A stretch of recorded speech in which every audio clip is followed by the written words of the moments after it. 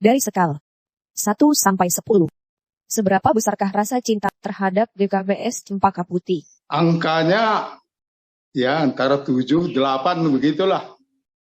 Ya, berkisar di antara angka 8 sampai 10 lah. 10. Seberapa besar cinta saya pada GKPS Cempaka Putih? Saya berada di 9 menuju 10 lah. Ya, jadi kalau ditanya kalah antara 1 sampai dengan 10, cinta saya itu di skala 10 atau di rating angka 10 atau di rating yang tertinggi. Kalau itu merupakan angka dari 1 sampai 10, saya memberikan angka 8. 9. Karena kalau 10 cinta Tuhan Yesus. Cinta GKPS Cempaka Putih skalanya saya pilih 7 ya. Kalau 10 itu angka yang sempurna. Ya kan? Nggak mungkin lah, kesempurnaan milik Tuhan. 9 mendekati sempurna, Cempaka Putih masih belum nyampe situ. Apakah yang menjadi kelebihan GKPS Cempaka Putih? Kelebihannya kita punya keterikatan sebagai gereja suku. Khususnya di GKPS Cempaka Putih, keterikatan saudaranya masih sangat bagus sampai saat ini. GKPS Cempaka Putih menjadi role model bagi GKPS lainnya. Itulah kelebihan Cempaka Putih ini. Dia menjadi role model bagi GKPS lainnya. Saya kan sering ke daerah gitu. Kalau salaman sama pendeta, bagaimana? Kalau kita bilang dari GKPS Cempaka Putih, kayaknya gimana gitu. Langsung orang tahu Cempaka Putih itu di mana gitu. Jadi ada kebanggaan tersendiri. GKPS Cempaka Putih juga punya nilai historical bagi saya ya. Kenapa? Karena saya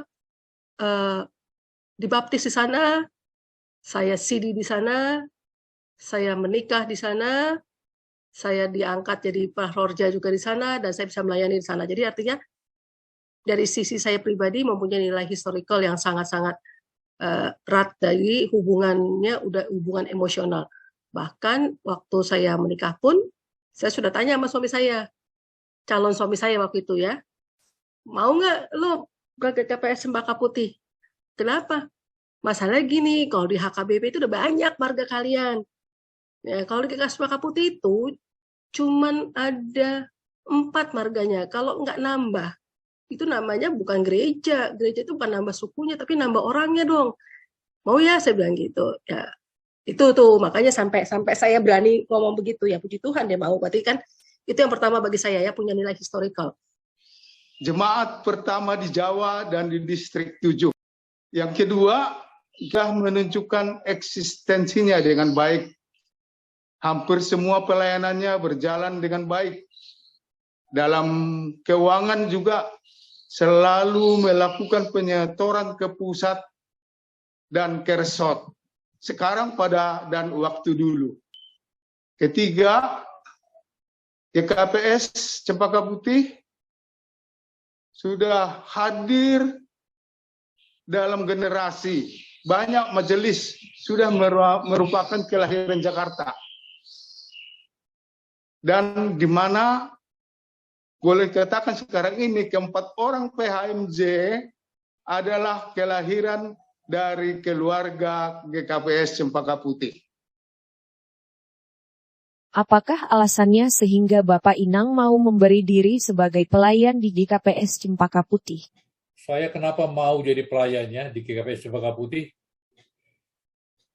Tugas sebagai pelayan Tuhan kayaknya sudah mendarah daging dari opung saya, bapaknya, mamak saya, jadi namanya Pendeta Agustinus Sinaga.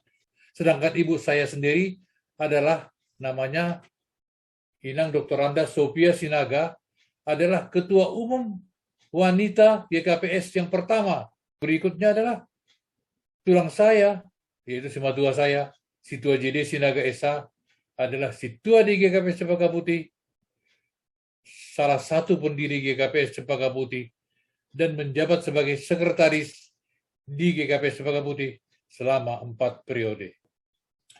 Dengan melihat data-data di atas, bagaimana bisa mengelak tugas pelayanan yang memang sudah dilakukan oleh orang tua kami. Mereka adalah role model kami. Sehingga darah untuk melayani itu bergejolak terus dalam diri saya. Juga, saya juga Situa Risdo Sinaga. Dan istri saya Situa Risdo Rosdina Sinaga. Dan anak saya juga Samas Serulo. Dan juga anak saya yang 2 lagi, itu Dr. Ananda dan Rovina Damanik adalah sebagai calon Samas. Parlemen kami juga bergerak hatinya untuk melayani di GKPS Cempaka Putih, yaitu namanya parlemen kami itu Ria Buru Butar-Butar, melayani sebagai guru sekolah minggu dan sebagai singer. Jadi tugas sebagai pelayan Tuhan sudah mendarah daging pada diri saya dan juga keturunan saya. Demikian. Memang saya sudah keburu cinta kepada GKPS Cempaka Putih ini. Yang pastinya saya beroleh happiness lah, ataupun kebahagiaan dalam menjalankan tugas ini. Atas panggilan iman terutama itu saja, ingin bekerja di ladang Tuhan, hidup untuk melayani Tuhan, berbakti kepada Tuhan, sebab Tuhan sudah memberi saya berkat yang cukup besar dalam hidup saya dan kepada keluarga. Bukan hati kita yang mendorong, ya, tetapi hati kita terbangun. Jadi saya terpanggil di Cempaka Putih dan terpilih gitu loh. Karena banyak anggota Cempaka Putih yang mungkin terpilih tapi tidak terpanggil, terpilih dari sektornya tapi tidak terpanggil. Nah, saya salah satu orang yang terpilih dan terpanggil. Makanya di samping saya juga sudah mencintai, ditambah lagi terpilih dan terpanggil. Maka semakin dekatlah dengan ke gereja Cempaka Putih hati saya gitu. Bagaimana tanggapan keluarga ketika terpilih sebagai pimpinan majelis pada waktu itu? Jadi dukungan keluarga yang sangat mendukung keberadaan mereka di dalam pelayanan. Banyak didukung. Mungkin bisa dilihat aja kalau setiap minggu itu saya pasti bawa laptop. Yang bawa laptop saya nanti pasti suami saya. Ya kan? Pargotongnya, kata Rosi Malu, pargotong. Nah, itu pasti dia bawa laptop sama uang yang setoran. Tanggapannya atau dukungan keluarga lah terhadap pelayanan saya adalah udah jelas lah keluarga mendukung. Artinya mereka positif melihat jabatan yang saya terima. Dukungan dari keluarga itu sangat memberikan semangat sekali kepada saya. Keluarga saya memberikan support yang lebih besar. Istri dan anak semua mendukung dan kadang-kadang ikut membantu, ya. Keluarga saya semua mendukung semua.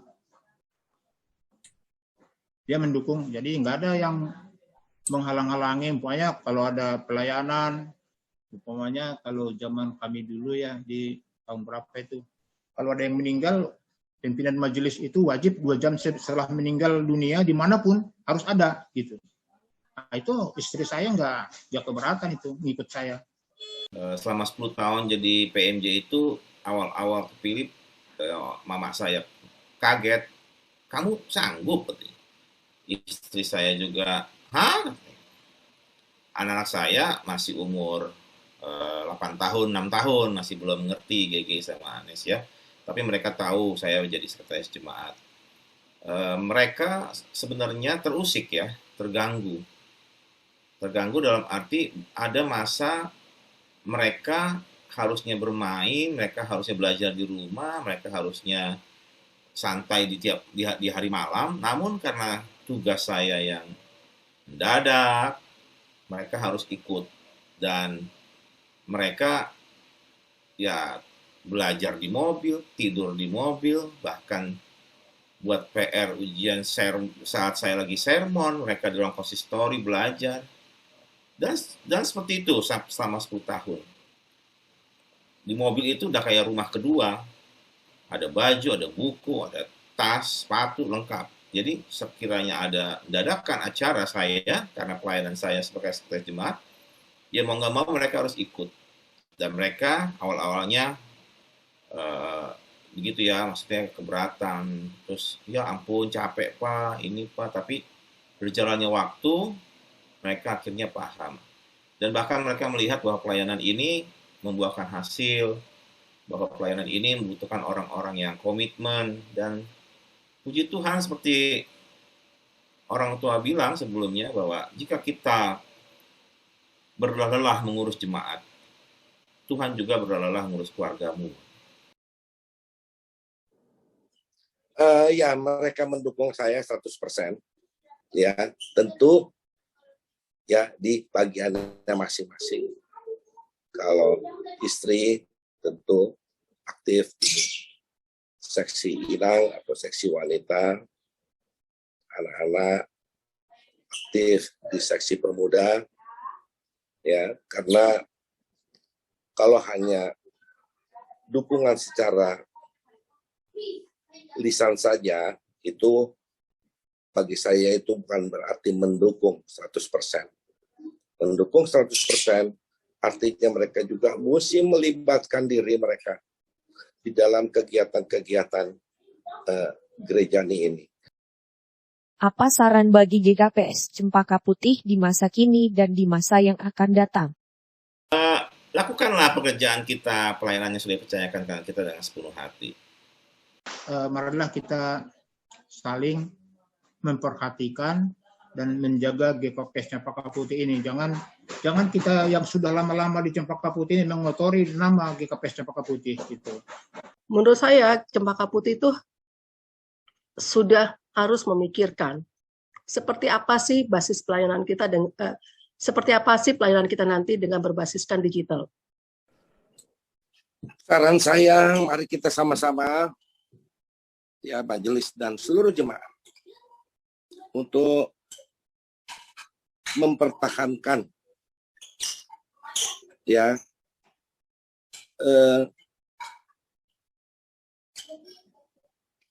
nama baik dari GKPS Cempaka Putih ini dalam posisinya sebagai gereja pematang di Jakarta dan Jawa ini. Di dalam kita boleh berpolemik, di dalam kita boleh berargumentasi. Tapi kalau keluar, kita harus terlihat damai, harus terlihat satu, dan harus terlihat kompak. Kalau saran masa kini, ya, khususnya pemuda, mari rekrut teman-teman pemuda, awalnya dari pemuda ya, mari rekrut teman-teman pemuda yang